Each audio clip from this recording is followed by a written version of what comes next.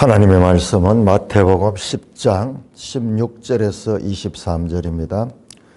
마태복음 10장 16절 보라 내가 너희를 보냄이 양을 이리 가운데 보냄과 같도다. 그러므로 너희는 뱀같이 지혜롭고 비둘기같이 순결하라. 사람들을 삼가라. 그들이 너희를 공유에 넘겨주겠고 그들의 배당에서 채찍질하리라.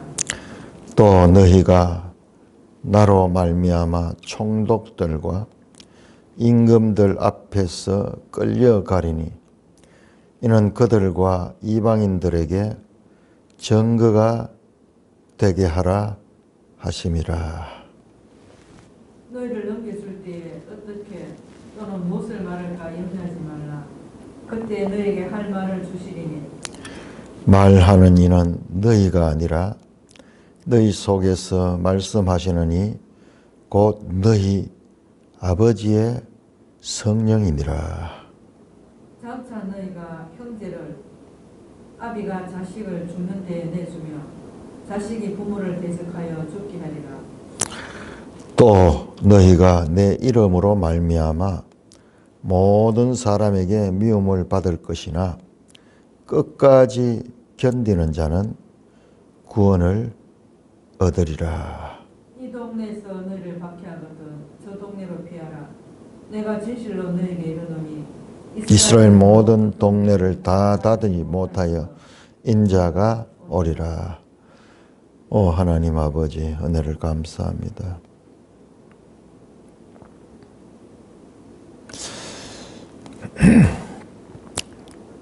예수님께서 제자들에게 하시는 이 말씀들이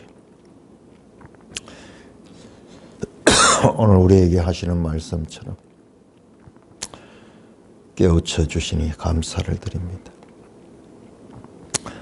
예수님 이름으로 감사하며 기도드리옵나이다.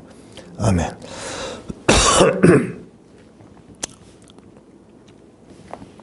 자, 계속해서 10장 5절부터 10장 마지막 절 42절까지는 예수님의 제자들에게 한 선교 설교라 그럴까요? 제자들을 파송하면서 하시는 파송 설교다. 우리 5장에서 7장은 산상 설교, 그리고 10장은 파송 설교, 선교 설교, 이렇게 제목을 알게 됩니다. 산상 설교는 유명하지만은 지금 5개의 설교를 우리가 앞으로 보게 될 것인데 그것들도 우리가 잘 기억을 해야 될 것입니다. 보라. 우리가 앞에서 많이 봤죠. 이 이둑하는 보라하는 이런 표현이 앞에서도 여러 군데 나왔습니다. 여러 군데 나오는데 우리 번역에서는 이것을 많이 생략을 해버렸습니다. 생략해버렸는데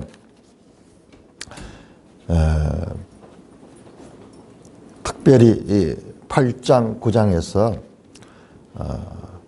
예수님께서 움직이는데 또 옮기시는 데마다 사건이 날 때에 그 앞에 이두 보라, 영어로 behold, 무슨 짜여진 각본처럼 뭔가 드라마틱한 그와 같은 장면이 등장합니다. 오늘 본문에도 처음부터 그렇게 나옵니다. 여기는 그대로 번역을 했습니다. 보라, 내가 너희를 보냄이 양을 이리 가운데 보냄과 같도다. 여기서 보내다 하는 말씀은 이것이 바로 나중에 사도라는 뜻이 되는 아포스텔로, 사도는 아포스틀로스, 보냄을 받은 자다. 그러면은 사도에게는 누가 전제되느냐 그러면 보내신 분이 있어. 보내신 분. 예수님이 보내시고 그 예수님의 보냄을 받은 자들이 바로 아포스톨로스 사도들입니다.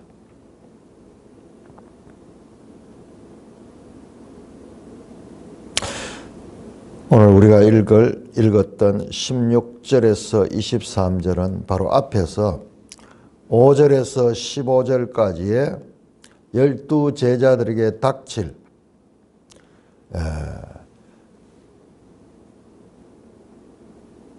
핍박에 대해서 애고하고 있습니다. 제자들이 당하는 핍박은 예수님의 증인으로 살기 때문에 받게 될 것입니다. 핍박은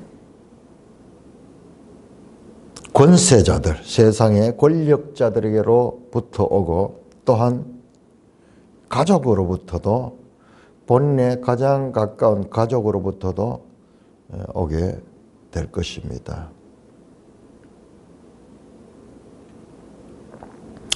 보라, 내가 너희를 보냄이 양을 이리 가운데 보낸 것 같다. 참 이거는 짐승을 가축을 길러본 사람은 너무 실감 날 거예요. 우리는 이걸 잘 못 느껴요. 우리 서부 영화 같은 데 보면은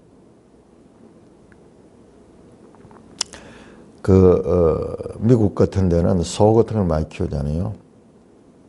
그런데 이 이리떼나 이런 것들이 공격해가지고 많은 피해를 봅니다. 그 총을 가지고 대비를 하고 그렇게 하죠. 여기에 걸리면 특히 이 양 같은 거는 이 달리기도 잘 못하고 밤이 되면 또 눈이 어두워가지고 마치 닭처럼 닭이 밤이 되면 꼼짝 못해. 회에 올라가지고 꼼짝 못하듯이 이리가 목표물을 발견하면 끝입니다. 그대로. 제자들을 파송하는데 세상 가운데로 가는 그들은 마치 이리떼들 가운데 보냄같이 그와 같이 극히 위험한 일이다. 그러므로 너희는 어떻게 하냐? 뱀같이 지혜롭고 비둘기같이 순결하라.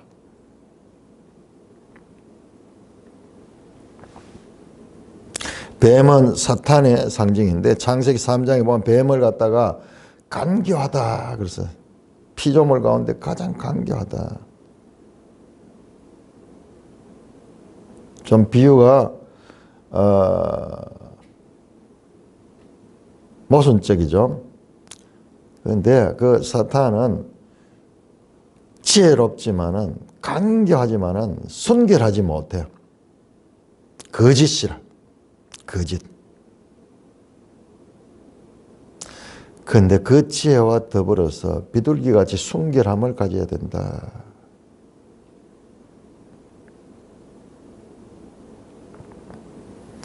예수님께서 말씀하면 내가 너희를 보낸다. 내가 에고 내가 너희를 보낸다는 걸 강조하므로 제자들이 보냄을 받은 후에 고난을 당할 것을 미리 알고 계십니다. 자, 우리가 구약 성경에서 이스라엘 백성이 실패할 것을 하나님이 몰랐겠습니까?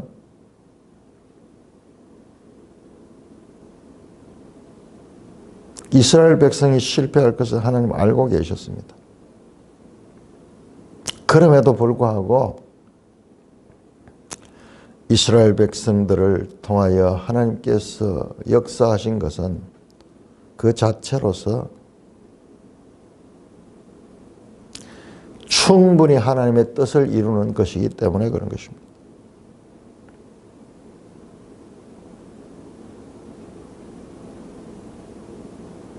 고난과 핍박은 참으로 사도들의 삶에 있어서 필수 불가결한 요소입니다. 이런 거 없이 그냥 평화롭게 좋게 이렇게 이 제자들이 사역할 수 있도록 하나님이 하실 수 없었을까? 왜 이스라엘 백성들이 가나안 땅에 바로 들어가지 못하고 광야에 40년을 보내게 되었던가? 뿐만 아니라 이스라엘 역사 가운데서도 포로기가 왜 있어야만 됐던가? 하나님의 실수가 아니고 그 모든 것들이 하나님 뜻 가운데 이루어지고 있는 일이라는 것을 우리가 알아야 돼. 뱀같이 지혜롭다 하는 이 단어가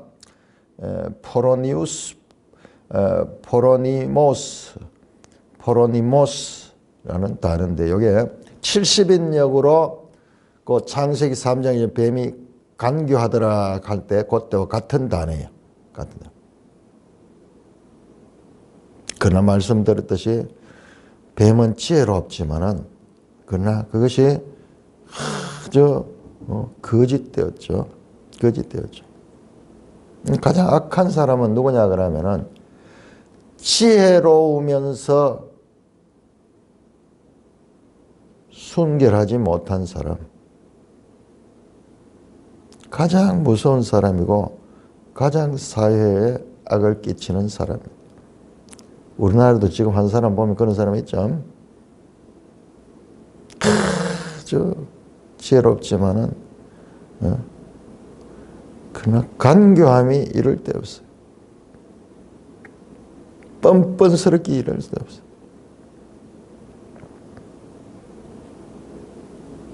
뱀같이 지혜로워야 되지만은 그러나 비둘기같이 순결해야 된다. 비둘기같이 순결하고 지혜가 없는 것도 사도들이 취해야 될 자세가 아니고 그리고 뱀같이 지혜로우면서도 비둘기같이 순결함이 없는 것, 거짓이 없는 것 그것도 제자들이 가야 될 길이 아니다. 17절입니다. 사람들을 삼가라. 사람들을 삼가라. 우리 마태복음 24장에서도 이 말씀이 나옵니다. 마지막 설교에서도 사람들을 주의하라. 주의하라. 그들이 너희를 어렵게 할 것이다. 그들이 너희를 공회에 넘겨주겠고 그들이 회당에서 채찍질하리라. 또 너희가 나로 말미암아 총독들과 임금들 앞에 끌려가더니 이는 그들과 이방인들 중에 증거가 되게 하려 함이라. 사도행전에 그대로 나오죠. 공회에 사도들이 넘겨지고 특별히 사도 바울이 그리고 회당에서 쫓겨나고 총독들과 임금들 앞에 끌려가라. 이건 사도행전의 바울 이야기. 바울은 그 베스도 총독 베스도 앞에 또 그 당시에 헤롯 왕 앞에 끌려갔죠. 재판을 받았죠. 끌려가서 이들은 재판받는 거죠. 채찍질 당하고 여러 번 고난의 길을 걸었습니다. 그런데 지금 예수님은 제자들을 두고 말하지만은 본인도 예수님 자신도 마태복음 26장 57절 이후로 공회에 끌려갑니다. 산헤드린 공회에 끌려가죠. 그리고 빌라도 총독 앞에 서서 재판을 받습니다. 뿐만 아니라 누가복음 23장에 보면 임금, 당시에 헤롯과 빌라도가 관할을 두고 예수님을 주고받습니다. 헤롯이 예수님을 빌라도에게로 넘겨버립니다. 제자들이 당할 이 고난의 길은 예수님 말씀하시는 예수님 자신이 당할 고난의 길이기도 합니다.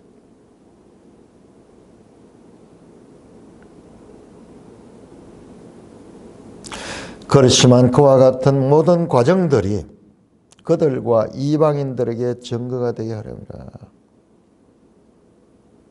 여기서 그들은 그런 공권력을 가진 사람들,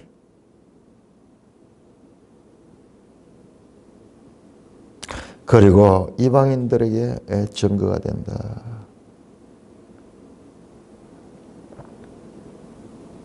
그러니까 사도 바울의 개인의 삶, 물론 이제 사도들 가운데 다른 사람들도 이런 과정을 겪습니다. 베드로 같은 경우에도 재판을 받고 그렇게 되는데 사도행전에 이 바울이 이 길을 그대로 가죠. 그러니까 바울은 단순하게 말씀의 해석자일 뿐만 아니라 그 말씀의 그 예언을 성취하는 그런 인물이기도 하다. 많은 사도들이 고난을 당했지만은 특별히 나중에 이 바울 사도가 당하는 고난은 참으로 힘든 고난을 당하게 됐죠.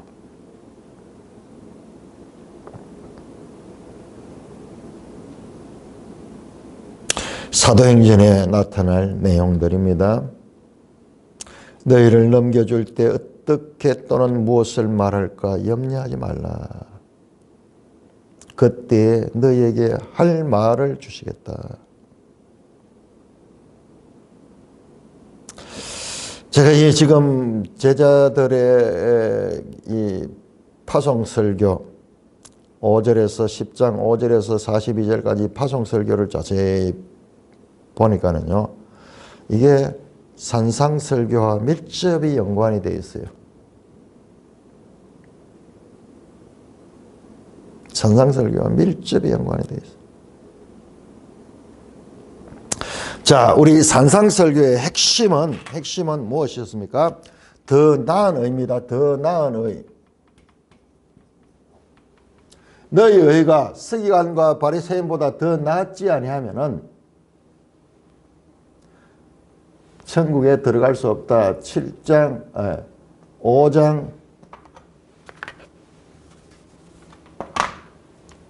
20절입니다. 그리고 율법을 완전하게 했다. 율법을 완전하게 하러 왔다. 5장 17절입니다. 더 나은 의를 행하는 것이요, 율법을 완전하게 하는 거예요.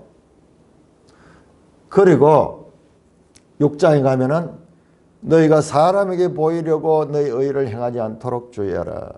그렇게 이야기를 하면서 후반전에 가서 먼저 그 나라와 그의 의를 구하라. 그의 의를 구하라. 이게 6장 33절입니다.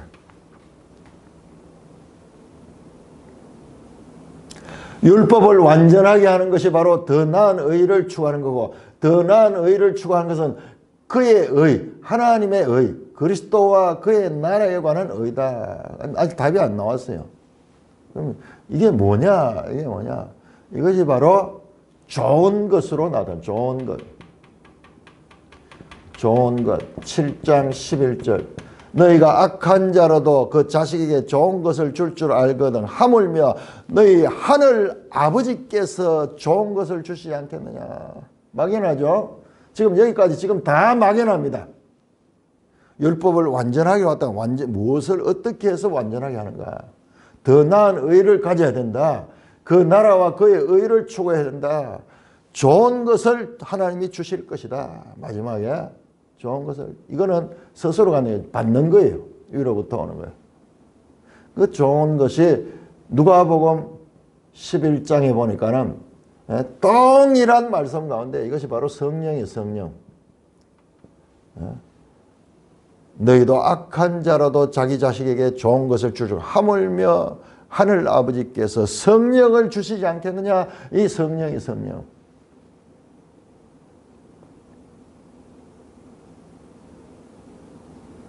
그래서 이 성령은 새 언약의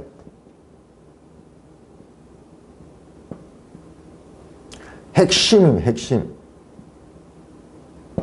성령으로 구약에서 계속 말씀해오던 그 말씀. 이게 지금 예수님의 입을 통하여서 그렇게 전해지는데, 자, 이 성령이 오늘 이 본문에서 이제 드디어 나타납니다.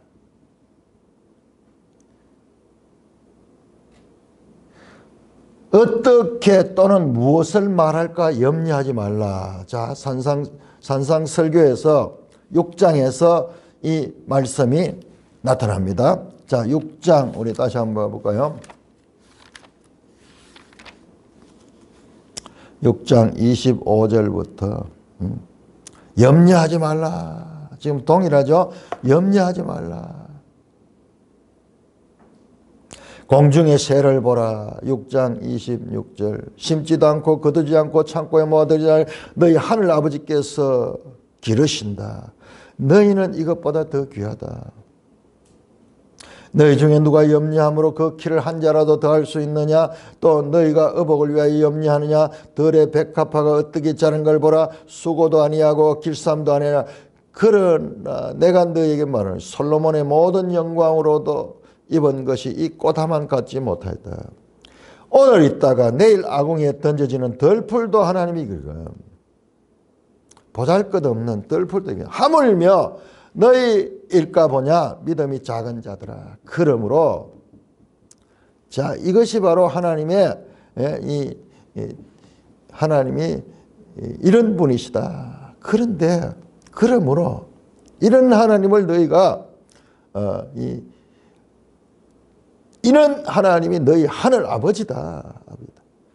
염려하여 이를 무엇을 먹을까 무엇을 입을까 무엇을 마실까 염려하지 마라. 이는 이방인들과 너희는 너희 하늘 아버지 이 모든 것이 너희에게 있어야 할 줄 아신다.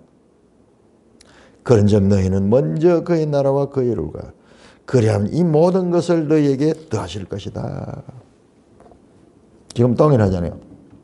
너희를 넘겨줄 때 어떻게 또는 무엇을 말할까 염려하지 말라. 10장 19절입니다. 무엇을 먹을까 무엇을 마실까 무엇을 입을까 염려하지 말듯이 너희가 임금에게 또는 그 공권력에 끌려 잡혀갔을 때 내가 무슨 말을 할까 무슨 말로 변명을 할까 염려하지 말라는 거예요. 네가 아니고 그때에 너희에게 할 말을 주신다. 지금 좋은 것을 주시지 않겠느냐. 이것은 내가 이 획득하는 것이 아니고 하나님께서 주시는 거예요. 주시는 거. 은혜. 선물이다. 선물.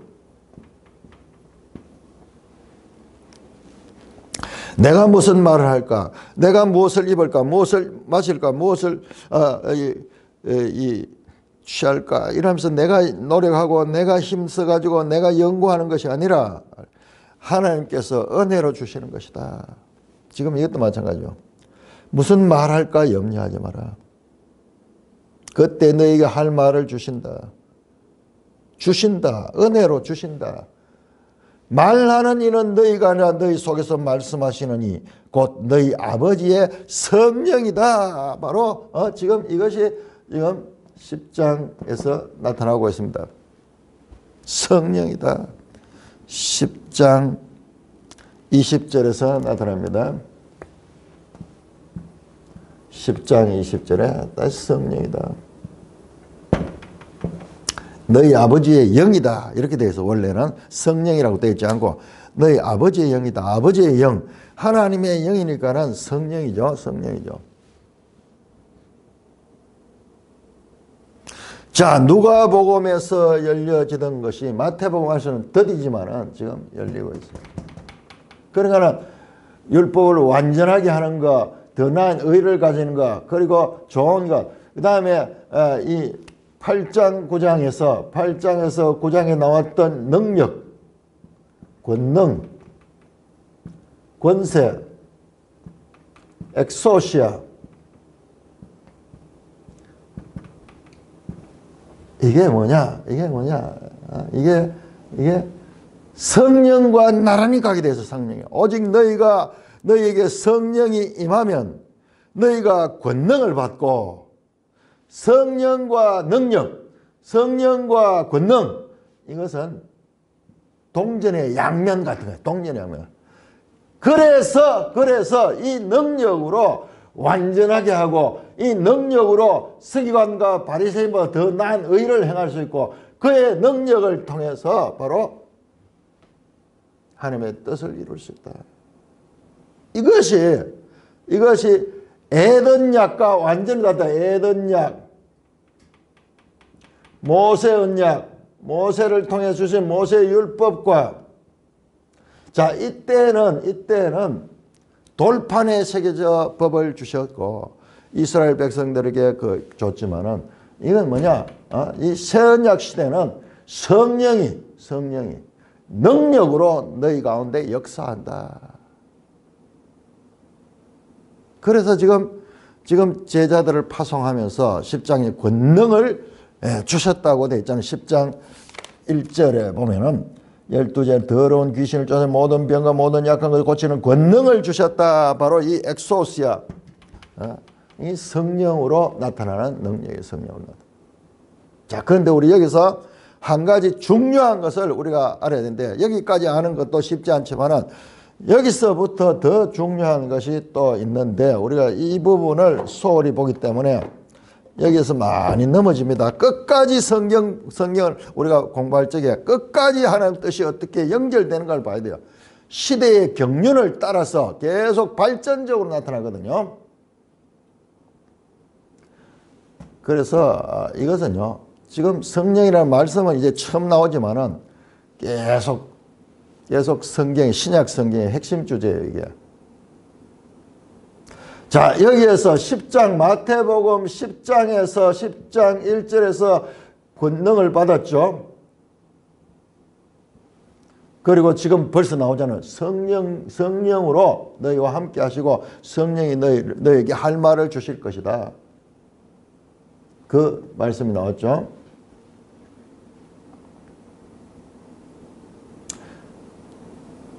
자, 이것은 1차예요. 지금 지금 예수님께서 하신 말씀은 앞으로 일어날 일에 대한 말씀이고 지금 권능을 주신 것은 이때 주셨어요. 이때 권능을 주셨어요.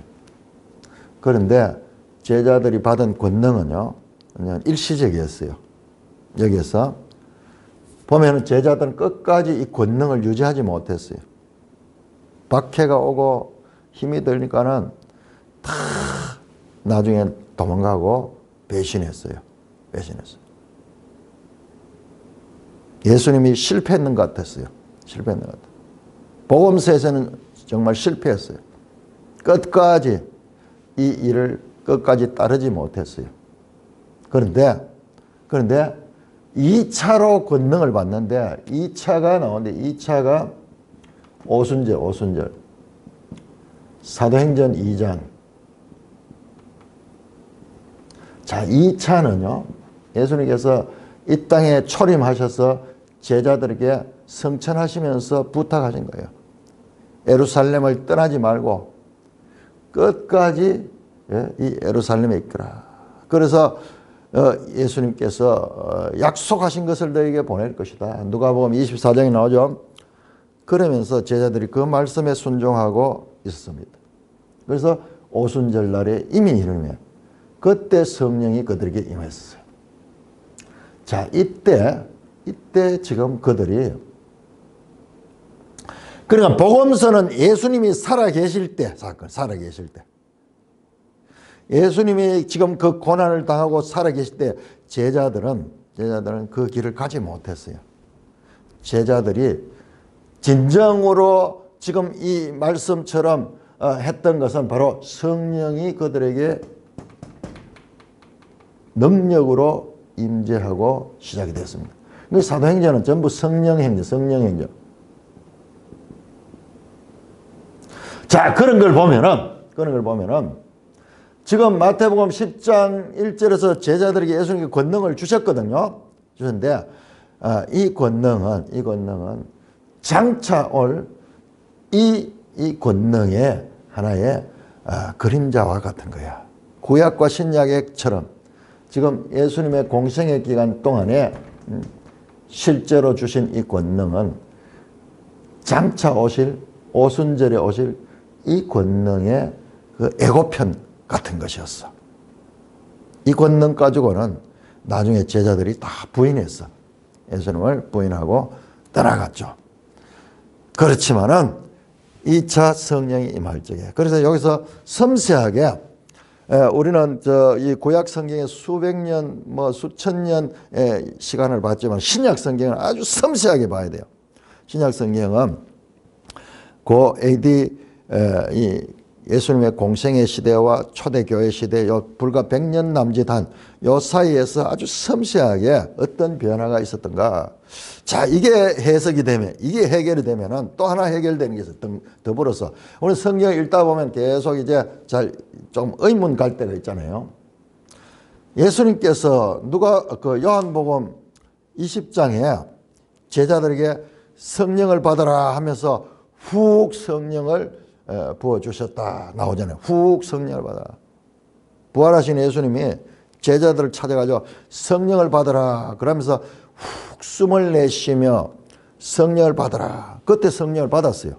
마찬가지로 성령도 요한복음 20장 30절입니까? 여기 성령을 받았어. 그런데 그 성령도 장차 오순절날 오실 그 성령의 하나의 예고편과 같은 그와 같은 것이요.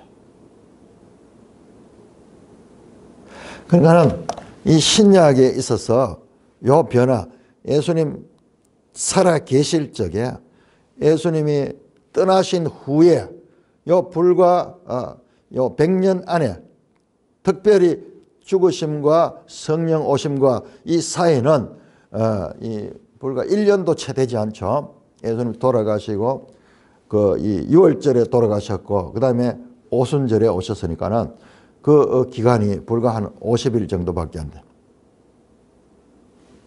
그 기간에 변화를 우리가 봐요. 변화를. 그리고 중요한 것은요. 그 다음에 그러니까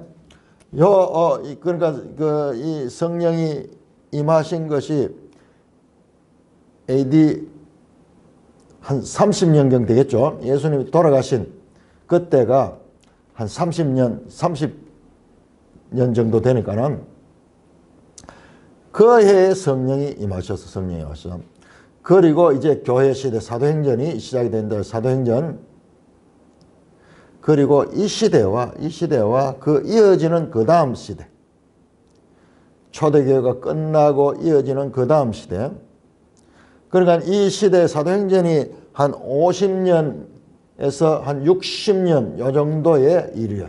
요 정도 일. 30년부터 시작해서 30년 예수님이 성천하시는 것부터 시작해서 성령이 임하고 그리고 사도 바울이 이 로마까지 갈 때 작은 한 30년 요 무렵. 그리고 그 이후에 예를 들어서 70년부터 시작해서 그 이후 100년까지 또는 그 이후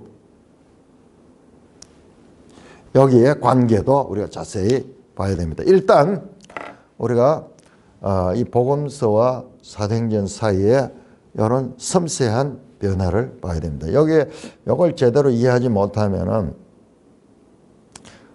예수님이 실패했는 같이 그렇게 보게 되는 거예요.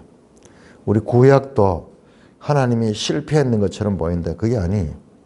그조차도 하나님께서 하나님 뜻 가운데서 일어난 일이다.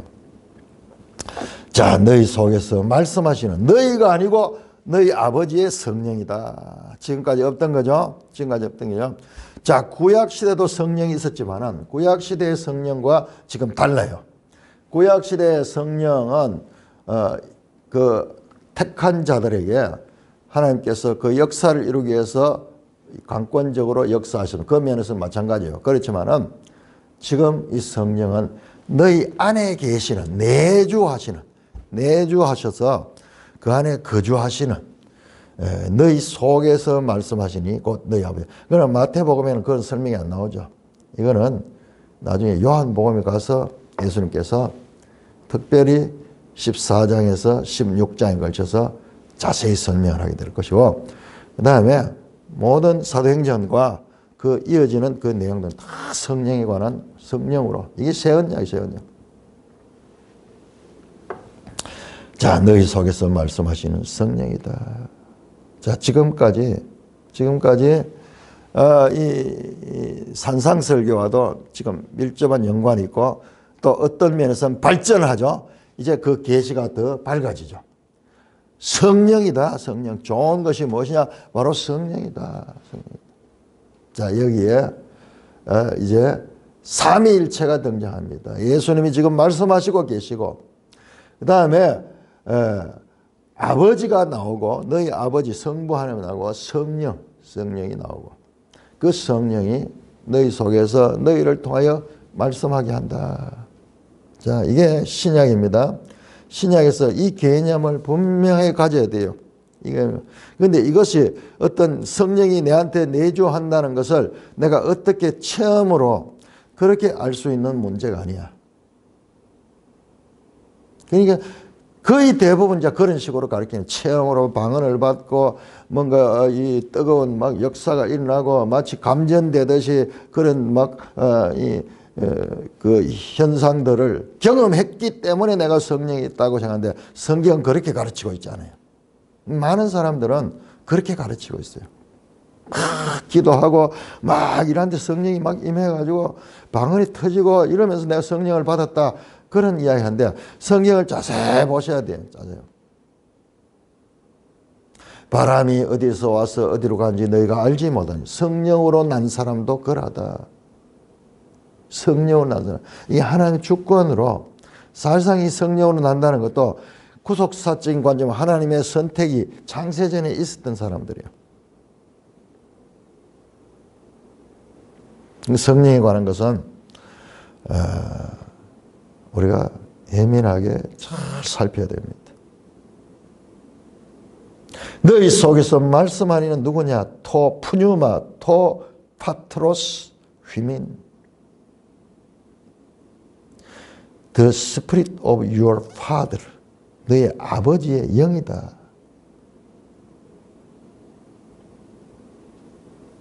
우리 성경을 여러 권을 알고 있기 때문에 지금 마태복음에서 이게 처음 나타나요. 마태복음. 이제 또 성령에 관한 이야기들이 점진적으로 더 나타날 거예요. 점진적으로. 그러면서 또 누가복음이나 또 요한복음에서 더 자세히 설명이 될 것이고, 그러니까 우리가 성경을 입체적으로 유기적으로 그렇게 알아야지 이것에 대해서 제대로 이해할 수가 있는 것입니다.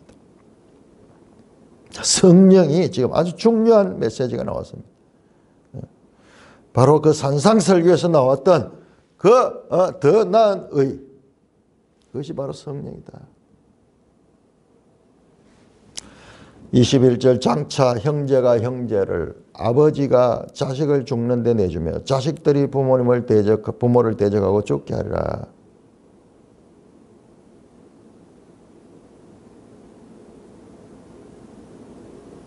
또 너희가 내 이름으로 말미암아 모든 사람에게 미움을 받을 것이다. 자, 이와 같은 사도들의 길을 가는 데 있어 가지고 가족들이 제일 이제 이해를 못 하니까는 가족들이 제일 핍박을 하고 가족들이 제일 그들을 어렵게 할 것이다. 지금도 예수 믿는다고 그 가정에서 핍박을 당한 사람인데 그것은 어떤 면에서 신앙의 바른 길을 가는 거예요. 부모님도 형제도 이해하지 못하는 거예요. 이해하지 못하는 거예요. 그리고 이 박해 시대에 형제가 형제를 아버지가 자식들을 고발해가지고 자식들이 부모를 믿지 않는 자식들이 믿는 부모를 그렇게 하면서 가족 관계에 있어가지고 큰 문제들이 있게 될 것입니다. 제자들의 선교 사명을 가로막는 사람들은 가족들입니다. 우리 앞에서도 나왔죠. 이 제자 중에 한 사람이 나로 아버지의 그 장례를 치르고 나를 따라가게 하소서. 그렇게 이야기했을 적에 예수님께서 죽은 자들에게 죽은 것을 장례를 맡겨 너는 나를 따르라. 그러나 그가 못 따랐던 거예요. 참 이렇게 보면 기독교는 어떤 면에서 불효막심한 그런 종교다. 그렇게 이 판단을 받을 수도 있습니다. 특별히 우리나라 땅에서 제사도 지내지 않고 그러니까 불효막심하다. 인륜을 최고로 이 가치로 두었던 이 유교 문화에서 그렇게 보이는 것은 어떤 면에서 당연한 일이죠. 그러나 그것이 그런 이 취급을 당하는 것이 이것이 하나님의 백성들 제자들의 길에 있어서는 이것은 필수적인 코스다. 그런 박해가 그 신앙을 드러내는 건 이 신앙이 얼마나 확실한가를 드러내는 하나의 증거가 되는 것.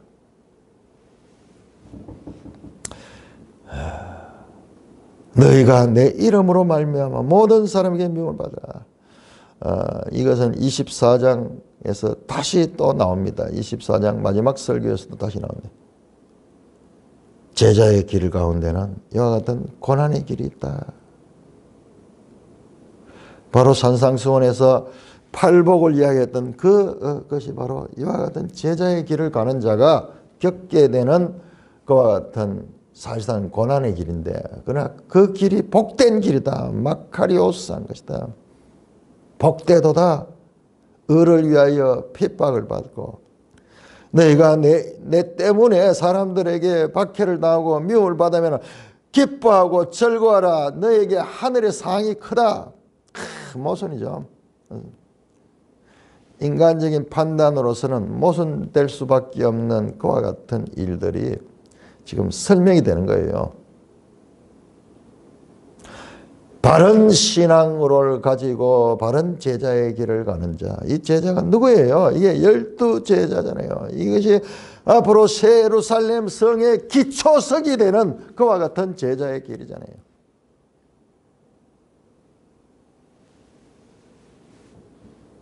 그들도 예수님이 갖는 길을 그대로 통과하게 됩니다. 통과하게 됩니다. 모든 사람에게 미움을 받으라. 내 이름으로 말미암아 예수 믿는 예수님의 뜻을 지키는 것, 예수님의 가르침을 순종하는 것으로 말미암아 모든 사람에게 미움을 받게 될 것이다. 그러나 끝까지 견디는 자는 구원을 얻으리라. 끝까지 견디는 자. 우리 신앙의 인내를 요구하고 있습니다. 우리 한번 볼까요? 24장, 마태복음 24장. 자, 이거 우리가 일단 대상들이 지금 우리한테 적용을 시키는 건 참 중요하지, 좋지만은요. 참 쉽지 않는 일이죠. 그러나 이것은 12제자에게 1차적으로 말씀하신 것이라는 것을 놓치지 말아야 됩니다. 다시 한번 제자들에게 가르치는 것이 24장인데 24장 10절에 많은 사람이 실족하게 되어 서로 잡아주고 서로 미워하겠으며 9절에 보니까 사람들이 너희를 환난에 넘겨주겠으며 너희를 죽이리니 너희가 내 이름 때문에 모든 민족에게 미움을 받으리라.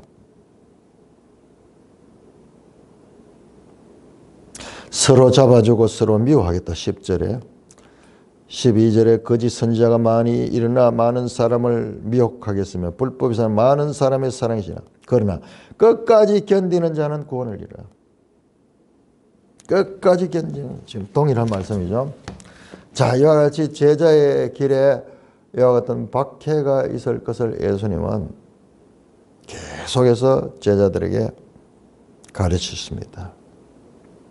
그런데 실제로 박해가 왔을 때 제자들이 무능했어요. 무능해서. 그러나 오순절 성령이 임하면 그 이후로 제자들이 이 길을 그대로 갔을 그대로 갈 수 있던가.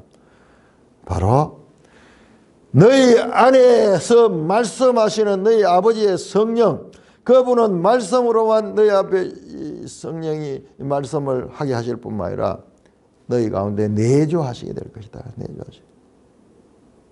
그 능력으로, 그 권능을 통해서 할 수 없었던 것, 권능은 할 수 있음을 가르치잖아요. 율법이 육신으로 말미암아 할 수 없는 것을 성령은 하시나니. 로마서 8장 3절. 율법이 육신으로 말미암아 할 수 없는 것을 하나님은 하시나니. 그게 성령 하나님을 갈 성령. 그러면서 그 이후에 나오는 내용이 전부 성령에 관한 거예요. 성령에 관한 이야기 나옵니다. 너희로는 할 수 없지만은 성령은 하신다. 끝까지 견디는 자는 구원한다. 이 동네에서 너희를 박해하거든 저 동네로 피하라. 내가 진실로 너에게 이르노니 이스라엘 모든 동네를 다 다니지 못해 인자가 오리라. 자, 여기서 박해하면은 그냥 거기서 피하고 다시 다른 동네로 가고 복음을 전파하다가 계속 이와 같은 박해를 당하게 될 것이다.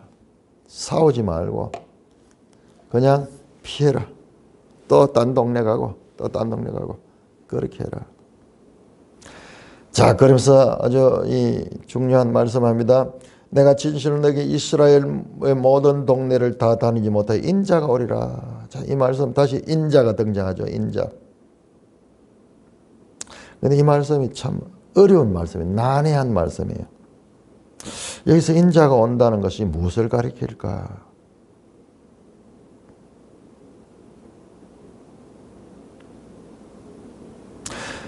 인자가 오래 에르코마이 휘오스토 안트로포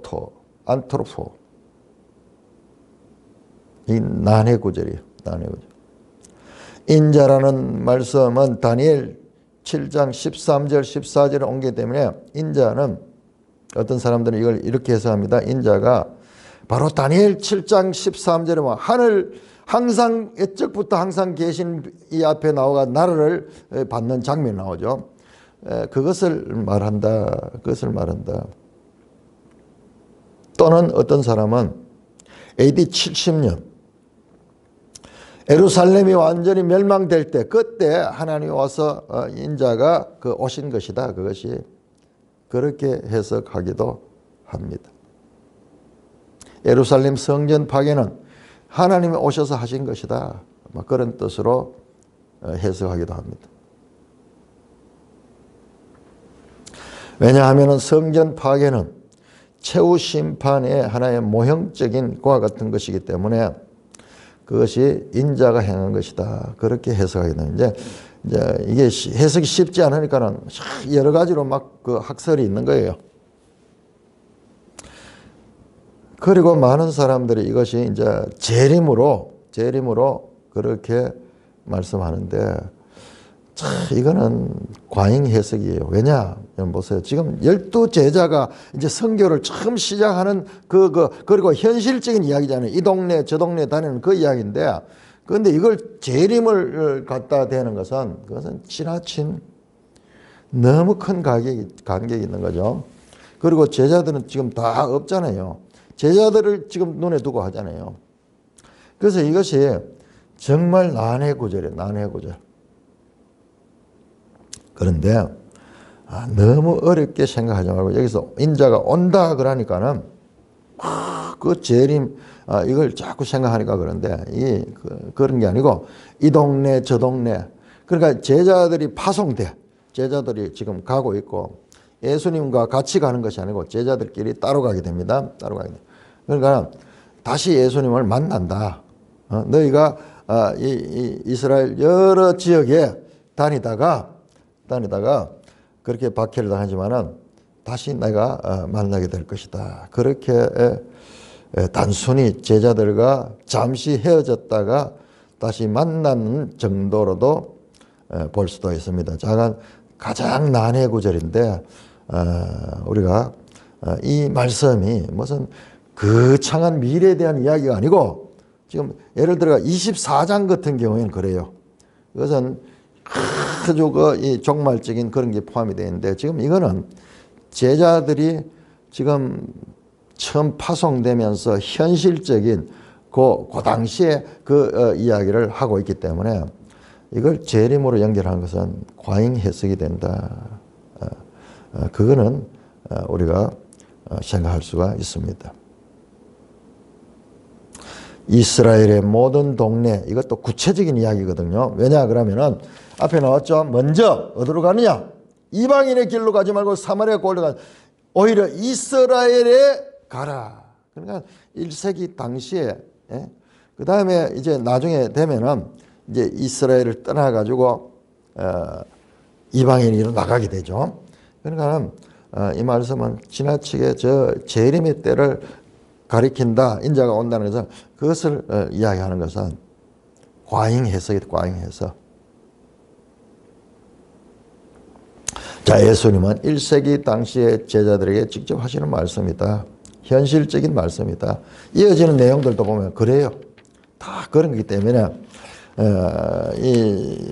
이걸 갖다가 저 막 장차 오실 아직도 이루어지지 않은 2000년이 지난 우리 교회 시대 아직도 이루어지지 않은 그 재림을 갖다가 붙이는 것은 과잉 해석이라는 것은 분명한 것 같습니다. 찬송가 323장입니다.